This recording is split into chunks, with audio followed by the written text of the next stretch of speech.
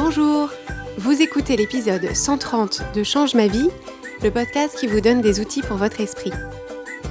Aujourd'hui, nous démarrons une série d'épisodes sur les ingrédients du succès et ce dont on va parler en premier, c'est votre capacité à désirer. Je suis Clotilde Dussoulier, auteure, coach certifiée et exploratrice de ma vie intérieure et je partage ici les découvertes qui ont changé ma vie. Change ma vie est un podcast publié tous les jeudis et vous retrouverez les éléments et les ressources dont je parle sur le site changemavie.com. Abonnez-vous au podcast sur la plateforme de votre choix pour ne pas manquer les nouveaux épisodes chaque semaine.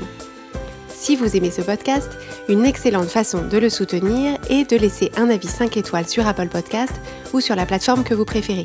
C'est ça qui permet à d'autres de le découvrir plus facilement. Cette semaine, j'aimerais remercier Louis qui écrit « Bonjour, je m'appelle Louis, j'ai 12 ans, j'adore écouter vos podcasts et j'aimerais tellement que mon avis soit lu. Chaque soir avant de m'endormir, j'écoute un podcast. Ce que j'aime, c'est votre voix et ce que vous dites. » Merci beaucoup Louis pour ce commentaire. Savoir que tu es à l'écoute me réjouit infiniment. Si vous écoutez cet épisode au moment où je le diffuse pour la première fois, nous sommes au tout début de l'année et donc j'en profite pour vous la souhaiter très bonne, très belle, lumineuse et pleine de succès. Et justement, nous démarrons cette année avec une mini-série de 6 épisodes sur le succès. Et ce qu'on va faire au cours de ces 6 épisodes, c'est qu'on va passer en revue ce que j'estime être les 6 ingrédients, les 6 compétences majeures qui mènent au succès. Alors, cette idée de succès, c'est un mot qui est plein de sous-entendus et de jugements pour certaines personnes. Et donc, ce dont je parle quand je parle de succès, c'est d'une façon très simple, définie par l'accomplissement d'un objectif. Alors, le succès, pour moi, c'est l'accomplissement d'un objectif quel qu'il soit.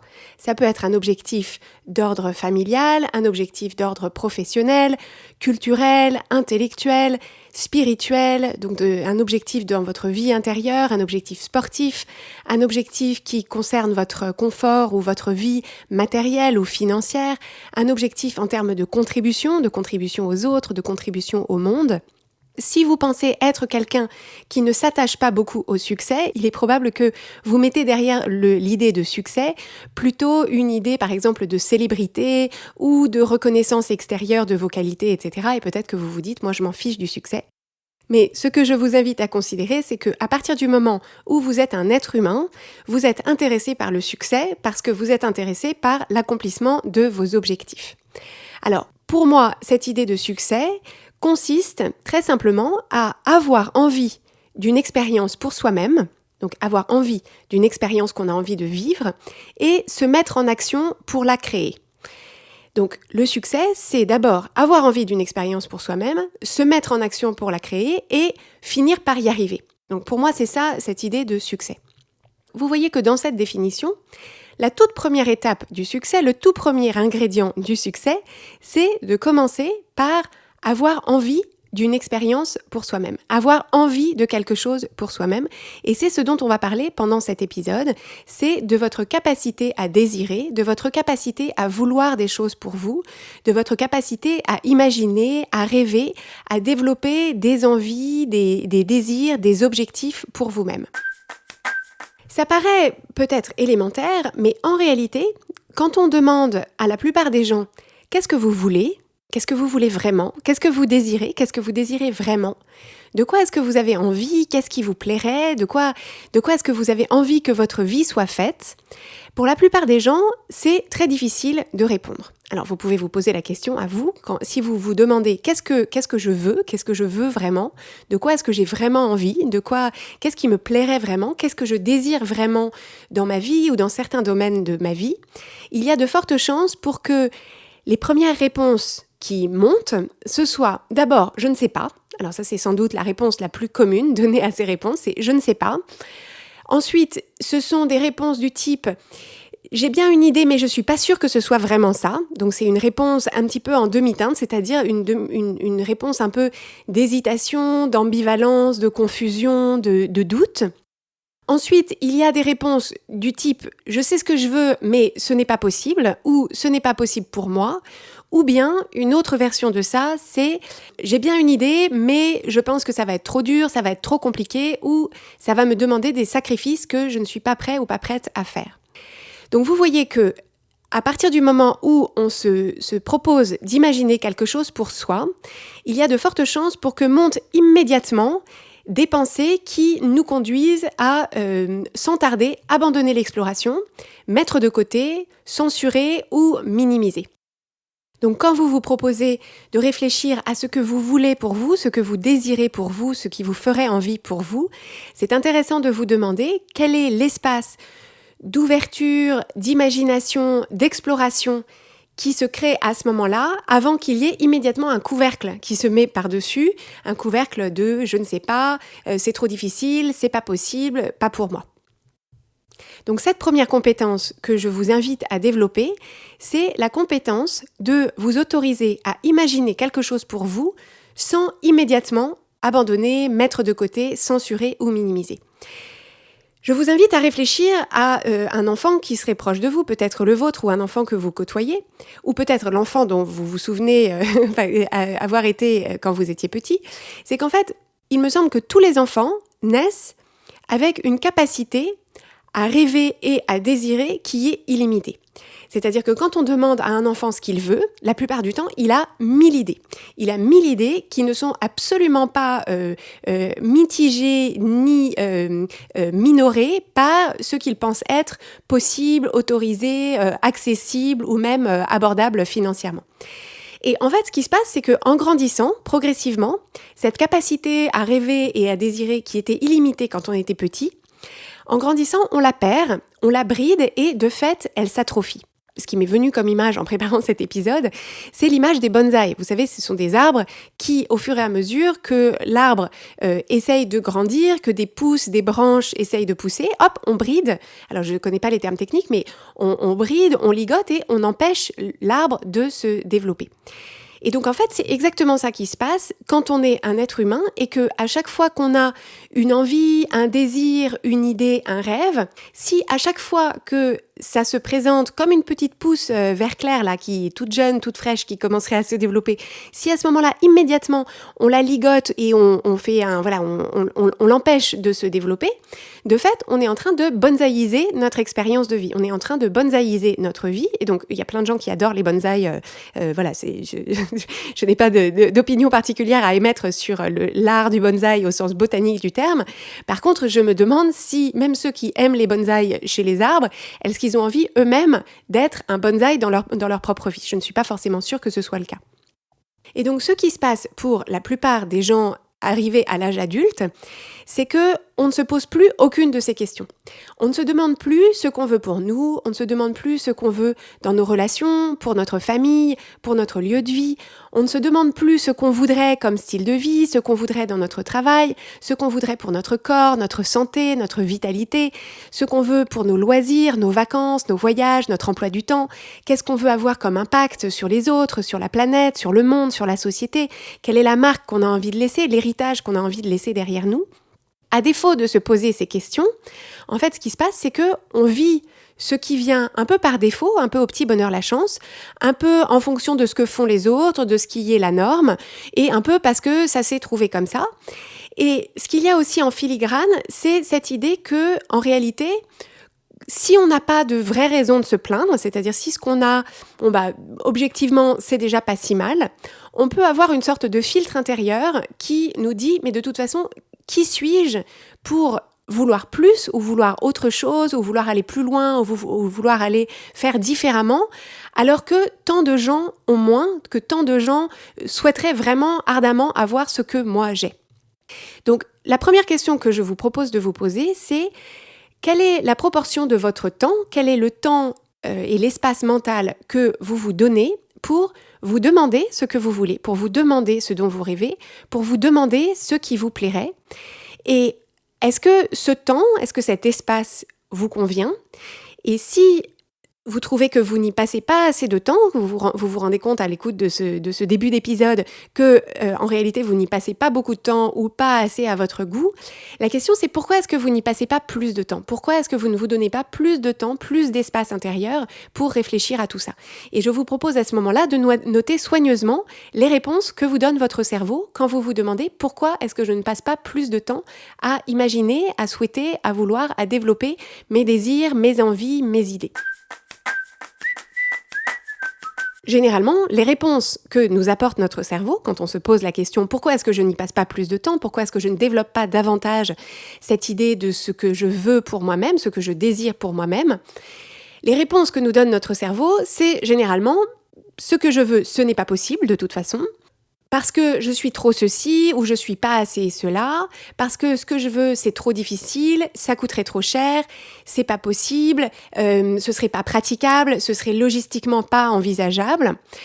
On peut avoir des pensées de l'ordre de comme c'est pas possible, je vais pas investir trop ces envies ou ces désirs parce que je vais forcément être déçue. On peut avoir l'idée que de ne pas vouloir explorer ça parce que si on explore tout ça, on risque d'être ridicule ou d'être humilié, on risque d'échouer et donc d'avoir l'air ridicule, d'avoir même commencé à oser espérer, souhaiter quelque chose comme ça. On peut avoir des pensées qui remettent le couvercle sur l'envie ou le désir naissant parce qu'on se dit de toute façon ça va demander trop d'énergie alors que le résultat est incertain, donc c'est même pas la peine d'explorer la possibilité. Et cette pensée que je évoquais à l'instant qui est « Qui suis-je pour vouloir plus, pour vouloir avancer dans ma vie, pour vouloir créer d'autres choses pour moi-même » alors que tant de gens ont beaucoup moins et sont dans une situation beaucoup moins enviable que la mienne. Ce qu'on peut observer à ce moment-là, c'est que le phénomène qu'on crée pour nous-mêmes avec ces pensées de censure ou de minimisation qui ligotent nos pensées, c'est que c'est un peu comme si au moment où on se propose d'explorer nos envies, nos désirs, nos idées, des objectifs potentiels, c'est comme si on faisait sortir des oiseaux d'une cage et qu'au moment où les oiseaux s'envolent, hop, on prend un fusil et paf, on les abat en vol. Et donc, ce qui est sûr, c'est que si on ouvre la cage, mais que immédiatement on abat les idées, on abat les désirs en vol, on voit bien que pour les oiseaux, comme pour les idées, les envies ou les objectifs, leur futur n'est pas assuré, ne va pas se développer d'une façon très convaincante. Et donc, ce que je veux vous amener à considérer, c'est que, au bout du compte, cette idée de s'autoriser à rêver, de s'autoriser à vouloir des choses pour nous-mêmes, de s'autoriser à les envisager, à les explorer, à les examiner, à les nourrir aussi, cette capacité-là, en réalité, nous relie à la valeur qu'on s'accorde à nous-mêmes. C'est-à-dire que, au fond de ces questionnements et au fond de cette envie qu'on a de tout de suite refermer la porte à peine le moment où on l'a ouverte, c'est que, en fait, on se demande, est-ce que je suis digne de ça ? Est-ce que je suis digne de ce rêve ? Est-ce que je suis digne de cette envie ? Est-ce que je suis assez ceci ou assez cela pour m'autoriser à rêver, m'autoriser à aller chercher cet objectif, qu'il soit familial, professionnel, en termes de style de vie, de voyage, etc. Est-ce que je suis digne de ce rêve et est-ce que je suis digne de cette réussite ? Parce que si, à la base, on se dit que notre valeur est moindre que ce rêve, que notre valeur est moindre que cette réussite, en fait, l'équation dans notre esprit, ça va être comme je ne mérite pas ce rêve, je ne mérite pas cette réussite, du coup, je ne vais absolument pas aller chercher ni le rêve, c'est-à-dire ni explorer le rêve, ni aller chercher cette réussite. Et l'observation qu'on peut faire aussi, c'est que on a un filtre intérieur qui est très puissant et qui, en réalité, est une sorte d'internalisation d'un message qu'on a reçu, un message qu'on a reçu de notre société, de la culture dans laquelle on a grandi, qui tend à nous dire que si on veut quelque chose de plus grand ou de différent ou d'original ou qui semble être plus ambitieux ou aller plus loin que ce que les autres autour de nous se sont autorisés à désirer pour eux-mêmes, ça veut dire de nous qu'on est arrogant ou supérieur ou qu'on délire ou qu'on a la folie des grandeurs. Et comme, d'une façon générale, on a un très fort attachement à notre acceptation par le groupe, si à un moment il y a le choix entre aller chercher quelque chose qu'on veut ardemment pour nous-mêmes et risquer la possibilité d'être jugé pour ce rêve, versus mettre de côté ce rêve ou cette aspiration pour rester dans le rang et donc rester dans la norme et donc rester acceptable aux yeux du groupe, généralement, c'est plutôt ce deuxième choix qu'on va faire. Pour la plupart des gens, ce conditionnement à souhaiter l'acceptation, à souhaiter rester dans les limites de ce qui est acceptable et normé autour de nous va être plus fort que l'envie d'aller chercher quelque chose qui nous fait très envie. Donc on peut tout à fait faire ce choix-là, il n'y a aucun problème. Je vous invite simplement à considérer que la vie que vous vivez, évidemment, vous la vivez pour vous. Pour autant qu'on le sache, vous n'en avez qu'une seule. En tout cas, celle-là, c'est la seule que vous ayez à disposition pour l'instant. Et le fait de vouloir quelque chose pour vous-même, de vouloir vous proposer de conduire votre vie comme vous en avez envie pour aller créer pour vous-même les expériences dont vous avez envie, ne fait aucunement de vous quelqu'un d'intrinsèquement prétentieux ou ingrat ou insatisfait ou arrogant ou mégalomane. Est-ce que vous pouvez vous proposer de vous autoriser à vouloir ce que vous voulez, à désirer ce que vous désirez, à avoir envie de ce qui vous fait envie, sans avoir besoin de le justifier, sans avoir besoin de le justifier d'une autre façon que simplement, c'est parce que c'est ça que je veux pour moi, c'est parce que ça me fait envie, c'est parce que c'est comme ça que j'ai envie de vivre ma vie, et sans immédiatement internaliser un jugement qui pourrait venir de l'extérieur, mais qui est évidemment beaucoup plus fort quand vous l'avez intégré et que c'est le jugement que vous portez sur vous-même, ce jugement que ça fait de vous une mauvaise personne.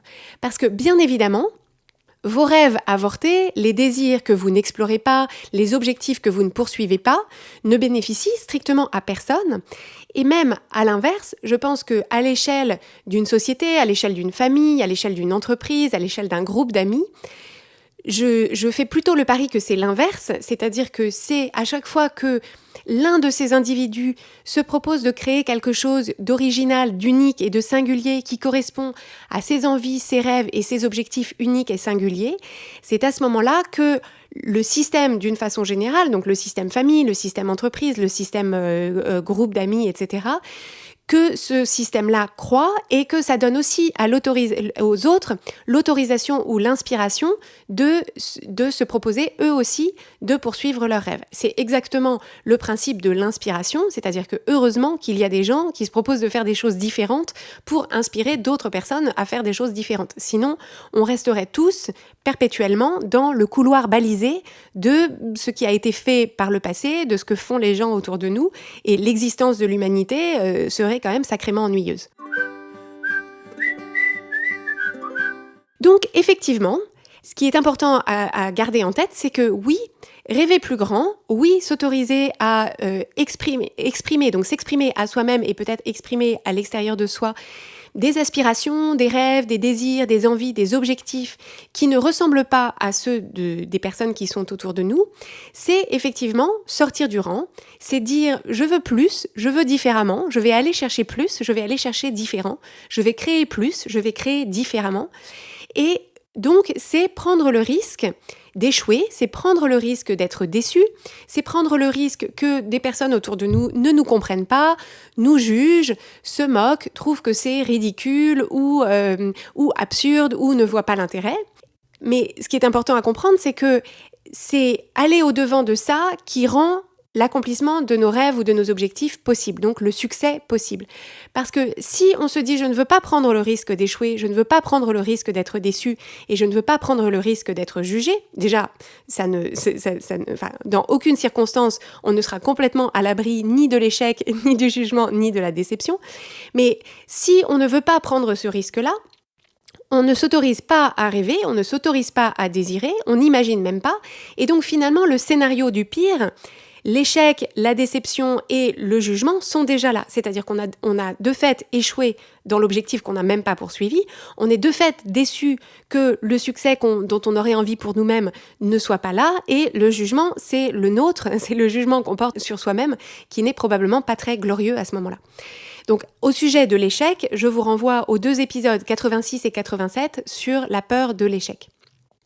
Et donc, effectivement, pour beaucoup de gens, c'est important de le souligner, l'idée de désirer beaucoup, de rêver grand, de désirer grand, c'est risquer beaucoup ou risquer grand la déception. Parce qu'ils se disent, plus j'ai un rêve ou une envie ou un objectif qui sont ambitieux, plus la déception risque d'être grande, plus je risque de tomber de haut. Mais évidemment, sans ce désir initial, sans cette envie initiale, sans cet objectif initial, rien ne se met en marche, et en particulier pas nous, et donc de fait, rien n'est possible. Et ce que je vous invite à garder toujours en tête, c'est que l'intégralité des personnes que vous voyez autour de vous, qui ont la vie qui leur plaît, qui ont rencontré un certain succès dans l'accomplissement de leurs objectifs de vie, l'intégralité de ces personnes, ce sont des personnes qui, un jour, se sont dit « c'est ça que je veux, c'est ça que je vais aller chercher, c'est ça que je vais créer pour moi-même ». C'est-à-dire toutes les personnes, sans exception, si elles ont rencontré un succès dans leur démarche, dans leurs engagements, dans les projets qu'elles se sont proposées d'envisager, c'est forcément qu'à un moment, elles se sont dit « c'est ça que je veux, c'est possible et je vais aller le chercher ».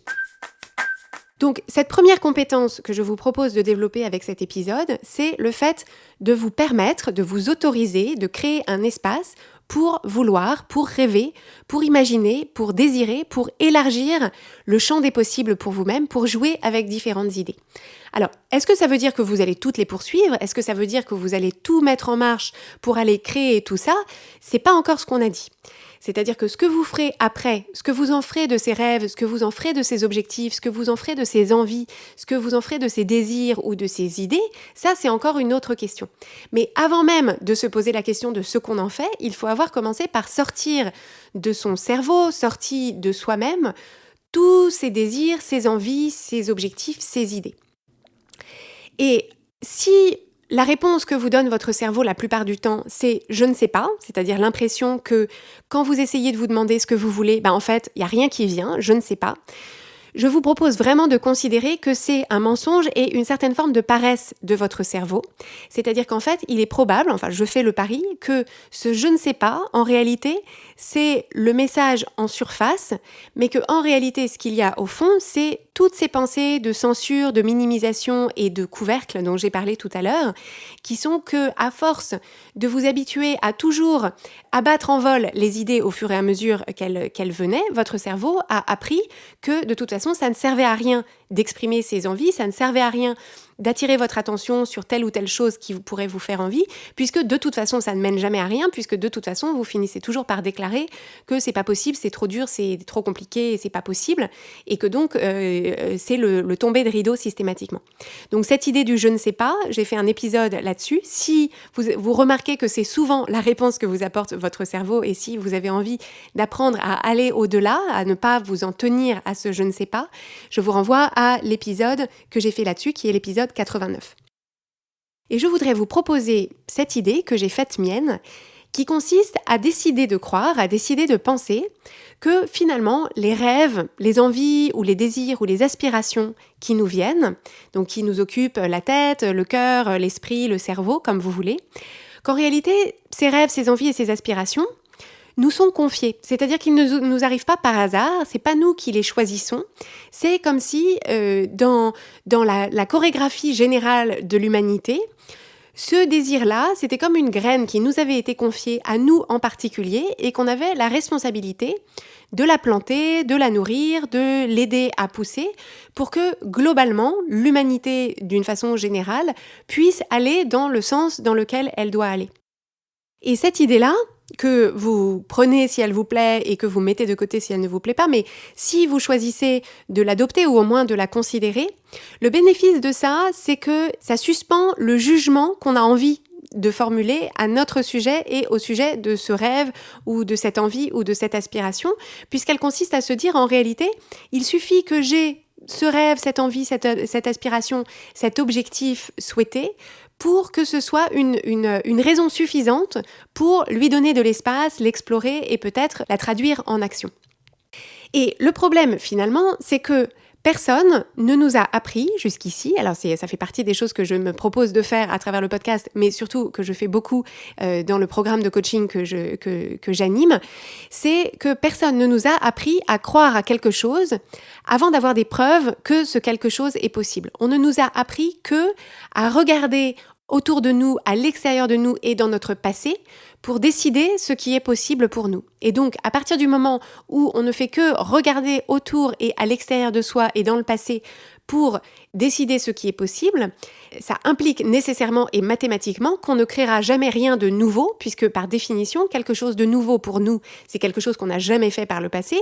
Quelque chose de nouveau par rapport à notre entourage, c'est quelque chose pour lequel on n'a pas d'exemple concret et proche que c'est possible.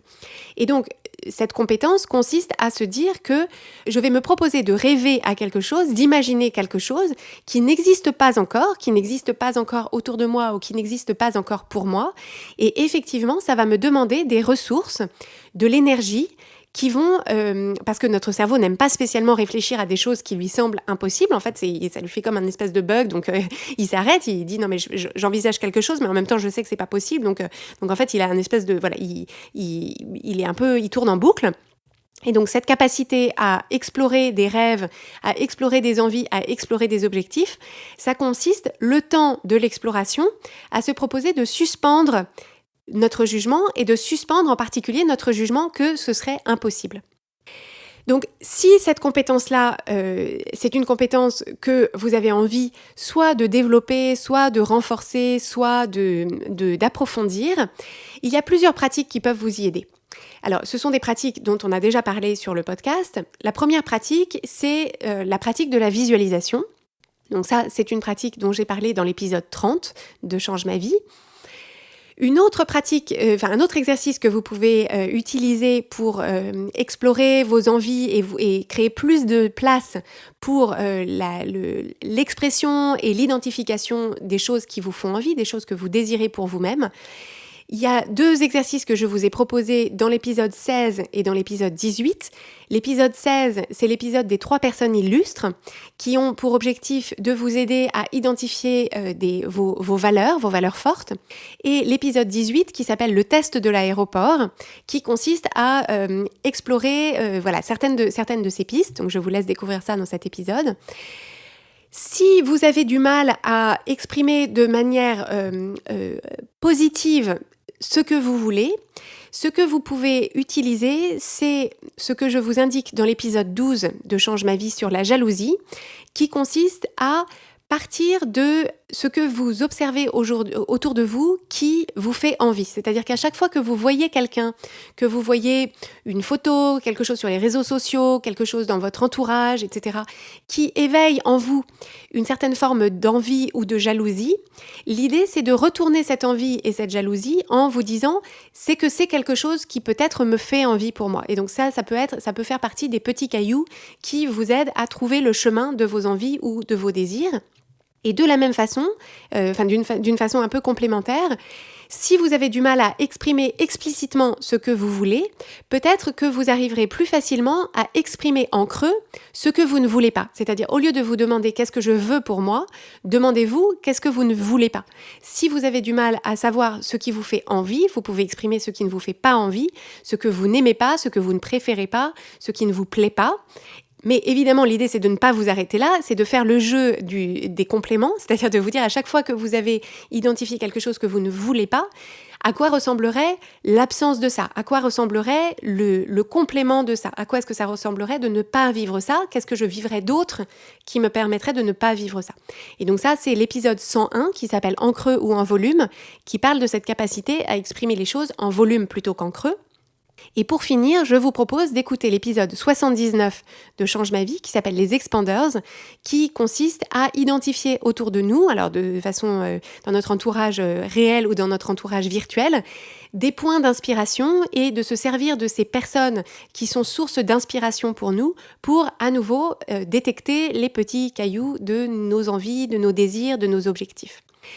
Et pour finir, je crois que j'avais dit pour finir pour les expanders, mais là c'est vraiment pour finir, une pratique que je vous invite à adopter d'une façon quotidienne ou semi-quotidienne, c'est dans votre flot de pensée quotidien, que j'espère vous avez déjà mis en place, c'est de vous proposer de faire une sorte de script du succès, de vous proposer par écrit d'explorer, de vous poser des questions sur à quoi ressemblerait le succès pour vous, qu'est-ce qui serait pour vous le succès, et au fil des jours, vous allez commencer à tisser une idée de Par exemple, ce que vous feriez si vous saviez que vous ne pouviez pas échouer. Ça, c'est une très bonne question à vous poser. Donc, vous écrivez sur votre feuille, qu'est-ce que je ferais si il m'était garanti de ne pas échouer? Si le succès était garanti, qu'est-ce que je ferais? Posez-vous aussi la question, qu'est-ce qui serait vraiment super? Qu'est-ce qui serait pour moi le rêve absolu dans chacun des domaines de ma vie? Donc, encore une fois, cette idée de succès, d'objectif peut s'appliquer à votre domaine familial, votre domaine amical, votre domaine culturel, votre domaine intellectuel, spirituel, sportif, physique, professionnel, etc. Donc, qu'est-ce qui serait vraiment super? Qu'est-ce qui serait le rêve absolu dans tel ou tel domaine? Et ensuite, de vous dire qu'est-ce qui serait encore mieux que ça? Parce qu'en fait, probablement, une fois que vous aurez ouvert la porte à vos rêves et à vos aspirations, vous pourrez sans doute aller encore plus loin. Donc, qu'est-ce qui serait encore mieux que ça? Et vous dire, si j'avais créé ça pour moi-même, si j'avais créé ces expériences-là pour moi-même, qu'est-ce que je pourrais vouloir encore plus à ce stade? Et donc, en fait, c'est vraiment toujours d'adopter cette idée que votre cerveau, quand vous lui posez des questions, va vous apporter des réponses, mais que vous pouvez questionner ces réponses, approfondir ces réponses, pousser ces réponses encore plus loin. Habituez-vous à pousser votre cerveau dans les retranchements des réponses automatiques qu'il vous fait, parce que c'est de cette façon-là que vous renforcez ce muscle de cette machine intérieure qui est d'une puissance et d'une capacité créative extraordinaire. Je vous laisse sur ces pistes et la semaine prochaine, nous aborderons ensemble la compétence suivante, la compétence à mettre en place après la capacité à désirer, c'est la capacité à agir. Si vous aimez Change ma vie, vous allez adorer Change ma vie mode d'emploi. Change ma vie mode d'emploi, c'est le programme de coaching qui va vous donner des ailes pour atteindre tous vos objectifs de vie. Grâce à notre méthodologie unique, nous allons vous guider pas à pas pour développer la vision riche et vivante de ce que vous voulez. Nous allons vous aider à trouver la clarté sur la façon la plus simple et la plus directe de l'obtenir, et nous allons vous apprendre à soutenir votre élan tout du long en surmontant les obstacles avec confiance pour vous sentir avancer tous les jours vers la vie à laquelle vous aspirez. Si vous écoutez Change ma vie, c'est que vous savez que vous avez une vie extraordinaire à vivre. Une vie qui a du sens et un impact, et c'est notre mission et notre passion de vous y aider. Je vous donne donc rendez-vous dès aujourd'hui sur changemavie.com/coaching pour avoir toutes les informations.